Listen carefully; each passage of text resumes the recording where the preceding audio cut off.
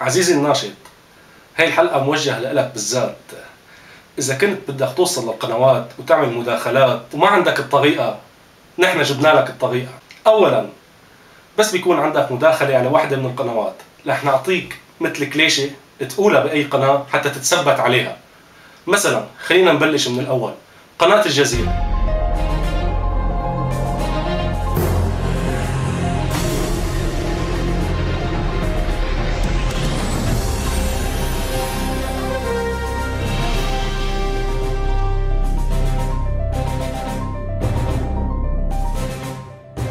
السلام عليكم ورحمة الله وبركاته، مساء الخير لك يا أنستي وللسادة المشاهدين. قبل أي شيء بحب وجه تحية إلى الإخوان، جماعة الإخوان المسلمين بمصر وبسوريا وبكل مكان، وبحب بشر إخواننا المشاهدين إنه وصلنا مساعدات كتير كبيرة وكتير ضخمة من الإخوان المسلمين بسوريا. وبحب وجه تحية من مكاني هاد لأمير دولة قطر الشيخ حمد بن جاسم، وبحب حييه والله يحميك يا رب. هذا كان بالنسبة لقناة الجزيرة. هلأ مع قناة العربية.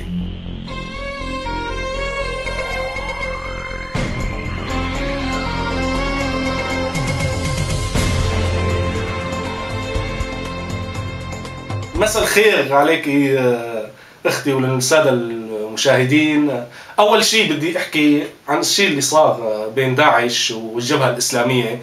طبعا بثلاث ايام معارك بين داعش والجبهة الإسلامية راح 1560 شهيد بهالثلاث ايام بس، يعني اكثر ما قتل النظام بشهر كامل. ثاني شيء نحن ضد الاخوان المسلمين، ثالث شيء نحن ضد اي تشكل اسلامي، والاسلاميين هن فشل سياسيا طبعا، ونحن ما بندعم حدا. طبعا نحن بندعم العلمانيين بشكل كثير كبير لانه نحن معهم وهن اللي مثلونا، ونحن ما وصلنا اي مساعدات من الاسلاميين وما في حدا من الاسلاميين بيمثلنا. اما هلا ندخل للتفاصيل التافهه. اليوم 450 شهيد سقطوا بمناطق متفرقه من سوريا.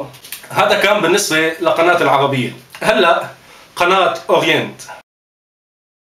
مساء الخير اختي العزيزه ومساء الخير للساده المشاهدين. قبل كل شيء بحب وجه تحيه لبرهان غليون والمجلس الوطني، بحب اشكرهم على جهودهم الكثير كبيره.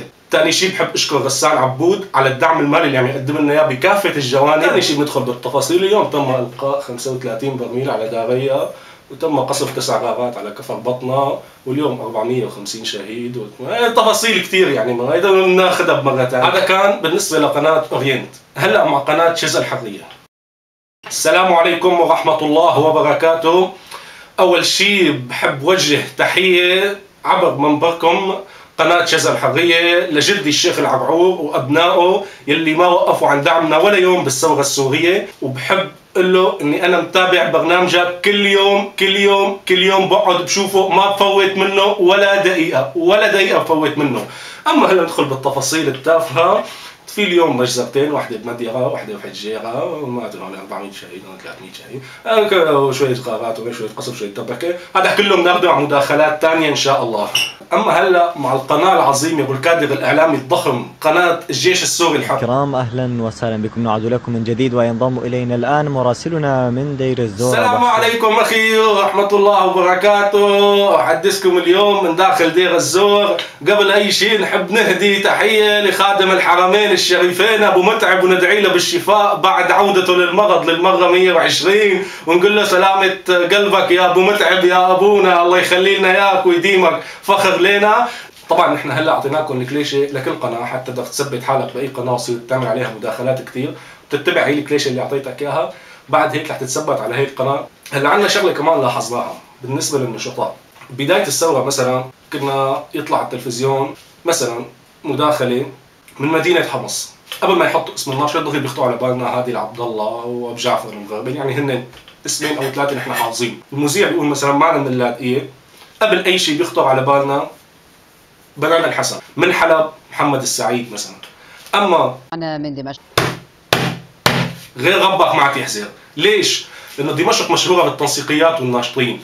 يعني مثلا كل تنسيقيه في لها 7 ناطقين باسمها، بتلاقيهم متوزعين على القنوات، واحد هون واحد هون واحد هون، واحد يطلع من داخل هون، واحد يطلع من داخل هون، واحد يطلع من هون، واحد يطلع من هون. يعني مثلا معنا الان من دمشق ابو ضرغام الكسواني، معنا الان من دمشق ابو محمد الكفر بطناوي، معنا الآن من دمشق محمد العين التغماوي. معنا الآن من دمشق أبو حدو القديماوي. معنا الآن من دمشق سعدو الكفر سوساني. معنا الآن من دمشق أبو كسار الآبوني. معنا الآن من دمشق أبو الغضب البرزاوي. والأحلى من هيك شوف حساباتهم على الفيسبوك، يعمل لدى فلان الفلاني، يعمل لدى ناطق باسم مدري مين، يعمل لدى متحدث باسم تكتل والاحلى من هيك بحط لك على الفيسبوك: ساكون بعد ساعه على قناه الجديد اللبنانيه في مداخله، ادعوا لي بالتوفيق وان يحل عقده من لساني. طب انا مثلا شو بدي اعمل لك وتقرا البوست؟ يا رب يا رب يعرف يقرا الاخبار منيح، يا رب يا رب ان شاء الله هيك ما يخربط ولا بحق، يا رب يا رب كل عالم تسمعه، يا رب يطلع صوته حلو بالمداخله. صرعتوا اهلنا لسه كل واحد طلع بمداخلتين بده يعبي لي الفيسبوك تبعه.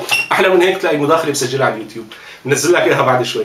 مداخلتي على قناه الجزيره وتحدثي عن الاوضاع في دمشق وريفها. طب انا شو مثلا يعني انه احط اسمها محولها ام بي 3 اقعد اسمعها بالسماعات كل يوم؟ يعني شو بدي اعمل لها؟ خلص عملت مداخله، شو عامل شغله كثير جديده مثلا يعني شو مسكر قناه السويس ولا هادد الاهرامات ولا شو؟ ما هي مداخله عملتها بنهار 300,000 واحد عم يطلع مداخله. لا شو بدنا فيها نحن؟ يعني انا ليش بدي اسمعها؟ انت اللي سجلتها حطيتها، لا انا شو بدي فيها اسمعها؟ قلت لي بعد ساعه رح اطلع على قناه الجديد واسمعها، حطيت سمعتها، ليش عم ترجع تحط لي اياها؟ شو بدي فيها يعني؟ انا مثلا يعني بسمعها 3 مرات بدي احفظها، بدي اقدم عليها بكالوريا، شو بدي فيها؟ انه انت احتفظت فيها للذكرى، انا شو بدي بهالذكرى؟ انا يعني شو اعمل لك فيها يعني؟ ليش لتصرع اهلي فيها اقعد اسمعها انا؟ طبعا بالنهايه بحب وجه للشعب السوري النشط، يعني قصدي الشعب السوري اللي هو كله نشطاء. هي الحلقه بالذات دليلك لتحصل على مداخلات في كافه القنوات. السلام عليكم ورحمه الله وبركاته.